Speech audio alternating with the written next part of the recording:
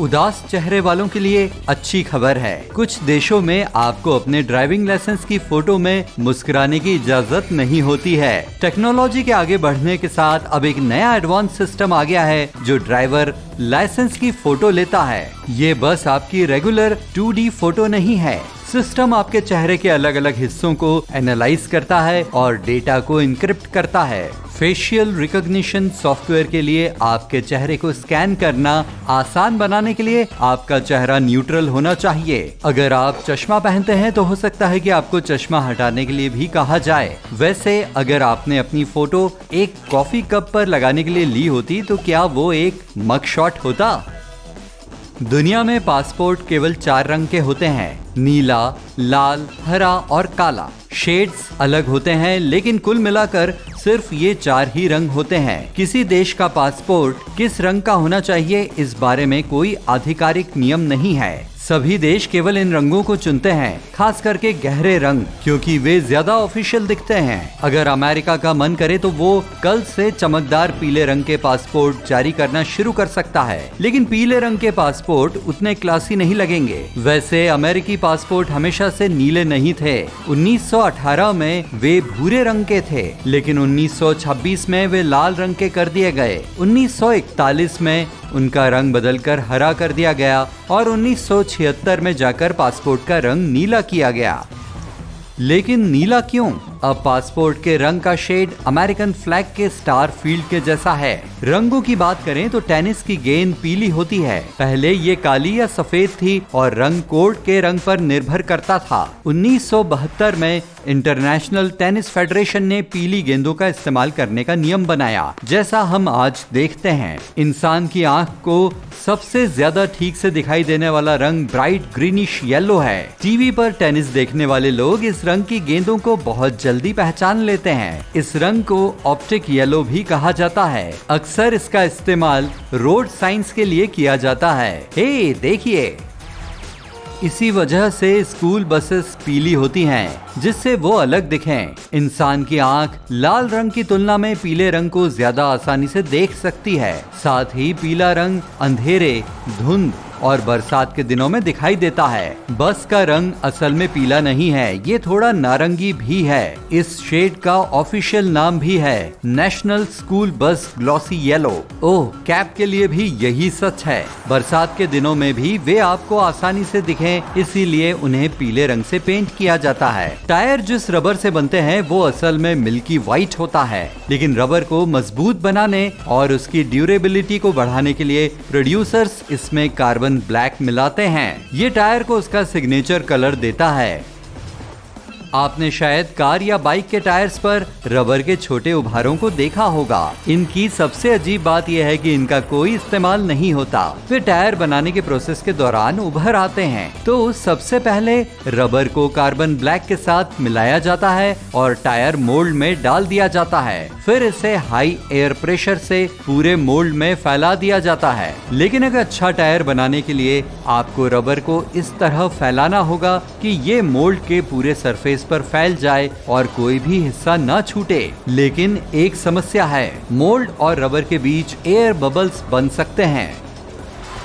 ये तय करने के लिए कि ऐसा ना हो और एक्स्ट्रा एयर को बाहर निकलने का मौका मिले, टायर मोल्ड के ऊपर छोटे छोटे छेद बने होते हैं। कुछ रबर इन छेदों में चला जाता है। जब टायर तैयार हो जाता है और मोल्ड से बाहर निकल जाता है तो इन छेदों का रबर छोटे उभारों जैसा बन जाता है। कोई भी इन्हें हटाने के बारे में नहीं सोचता, क्योंकि इसका मतलब होगा और ज्यादा काम, और ये बाल कोई नुकसान नहीं पहुंचाते। तो क्या हुआ अगर आपके टायर फरी दिखते हैं?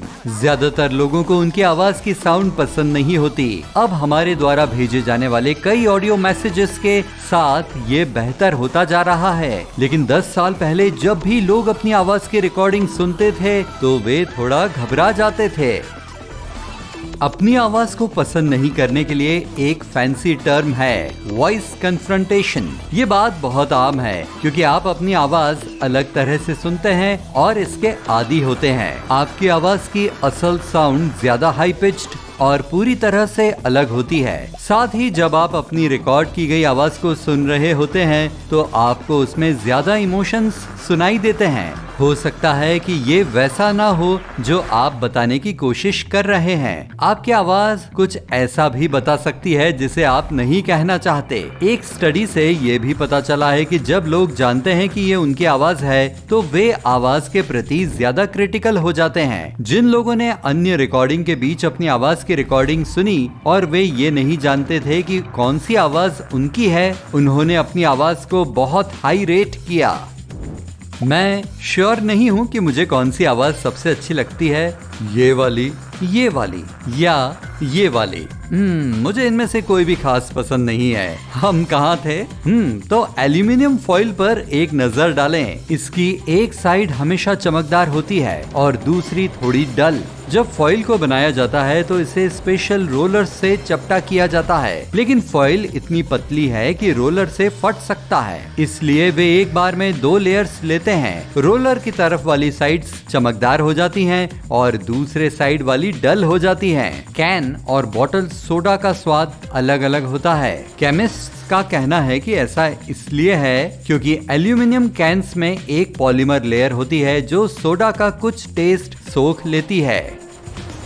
प्लास्टिक बॉटल्स में होने वाले कुछ केमिकल्स ड्रिंक में कुछ एसिटल्डिहाइड मिला सकते हैं। एसिटल्डिहाइड ये आज का सीक्रेट वर्ड है। ये प्लास्टिक के पिघलने पर बनने वाला बाई प्रोडक्ट है। ये भी आपके सोडा के स्वाद को थोड़ा बदल सकता है। जब आप ग्लास बॉटल से सोडा पीते हैं तो इसका स्वाद कुछ वैसा ही होता है जैसा उसे होना चाहिए। आपने एक नया गाना सुना है जो आपको बहुत पसंद है। आगे ये होता है, आप इसे रिपीट मोड पर बार बार घंटों या कई दिनों तक सुनना शुरू कर देते हैं। ये तब तक जारी रहता है जब तक आप इससे इतना परेशान और थक जाते हैं कि आप इसे पूरी तरह से सुनना बंद कर देते हैं। ऐसा होने की एक खास वजह है क्योंकि आप गाना पसंद करते हैं और इसे फिर से सुनना चाहते हैं, लेकिन यहाँ कुछ और बात भी है। आप जितना ज्यादा इसे सुनते हैं गाना उतना ज्यादा ही जाना पहचाना सा लगने लगता है। जल्द ही आप उसकी धुन और गाने के बोल बता सकते हैं और आप साथ साथ गा भी सकते हैं। अब गाना सुनना और भी अच्छा लगने लगता है, लेकिन आपके दिमाग को चैलेंज पसंद है। एक बार जब आप गाने याद कर लेते हैं तो इसमें कोई सरप्राइज नहीं रह जाता। आपके पास सीखने के लिए कुछ भी नया नहीं होता और ये अचानक से बहुत प्रेडिक्टेबल हो जाता है। आप इससे ऊब जाते हैं और अब इसे और सुनना नहीं चाहते हैं।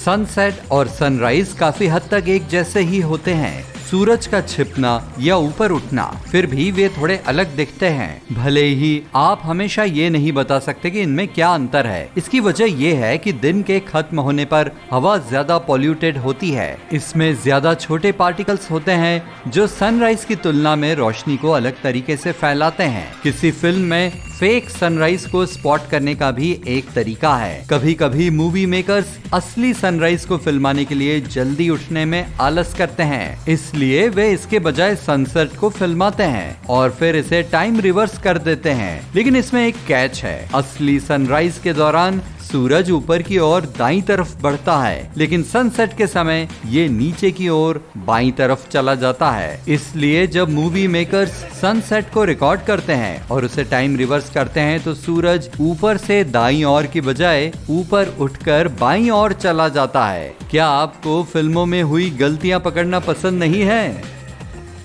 थके होने पर कुछ लोगों की आंखों के नीचे काले घेरे हो जाते हैं। ऐसा इसलिए होता है क्योंकि आंखों के नीचे की स्किन बहुत पतली होती है और वहाँ ब्लड वेसल्स सतह के बहुत करीब होती हैं। अगर आप कम सोते हैं तो आपकी स्किन का रंग पीला पड़ जाता है, जिससे ब्लड वेसल्स और भी ज्यादा दिखाई देने लगती है। आप स्किन देखते हुए उन डार्क सर्कल्स को देख सकते हैं। इसके अलावा उम्र के साथ स्किन प्राकृतिक रूप से पतली हो जाती है, इसलिए ज्यादा उम्र वाले लोगों में अक्सर डार्क सर्कल्स होते हैं। लेकिन अगर आप यंग हैं तो बस अच्छी नींद लेने की कोशिश करें। हर कोई सपने देखता है, यहाँ तक कि वे लोग भी जो ये दावा करते हैं कि वे कभी सपने देखने का ख्वाब भी नहीं रखते। उन्हें बस अपने सपने कभी याद नहीं रहते। दरअसल जागने के बाद अपने सपनों को याद करना मुश्किल होता है।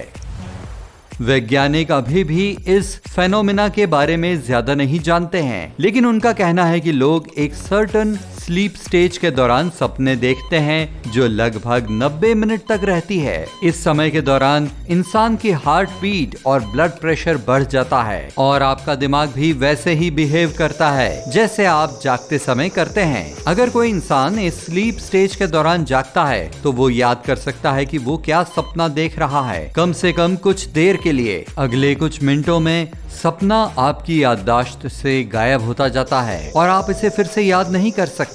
कभी कभी लोग अपने सपने को बाद में याद कर सकते हैं, लेकिन केवल तभी जब वे कुछ ऐसा देखते हैं जो इस मेमोरी को ट्रिगर करता है। उदाहरण के लिए, आप एक फिश टैंक में एक पीली मछली देखते हैं और अचानक आपको याद आता है कि आप वेकेशन और पानी के अंदर तैराकी का सपना देख रहे थे, शार्क के हमले से ठीक पहले।